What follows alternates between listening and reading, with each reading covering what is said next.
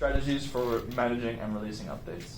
So the software lifecycle involves continuous monitoring, testing, bug fixing, and redevelopment of the software, and this leads to multiple releases and software updates of the system.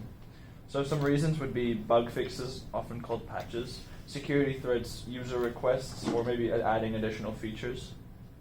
So there are two types. There's manual releases, and this is when they're installed and downloaded by the user, and then only notified by the program, would you like to install, such as here, which is a new version, download now. The user must decide if they want to download the update, and if the user updates, the user must install the update through some applications, making this process automatic.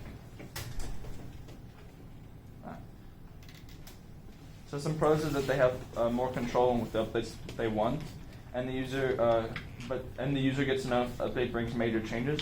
However, the user may miss an update, or the user may not know how to install the update correctly, and this may harm the system, or they might wrongly install it. There are also automatic updates, and this is when the update is downloaded automatically, and the user does not need to intervene. Users must deliberately select automatic updates, so like on the Apple Store, you must say automatic downloads on.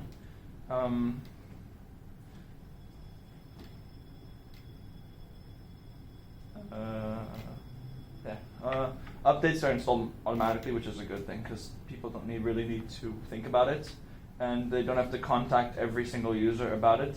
Problem is, people might miss updates, and if the update brings major changes, they won't really know what's in it compared to in a manual one. They'll know everything about it. And then, so which one would be a scenario? So Apple decides to release a new software update for iOS 14. There are tons of new features and improvements. Which strategy would be best? Antonio? Probably, I'd say automatic because, Why do you say automatic? Because if there's tons of features and improvements, they probably won't know how to install them properly. What about big features? They might miss not knowing how to use big features.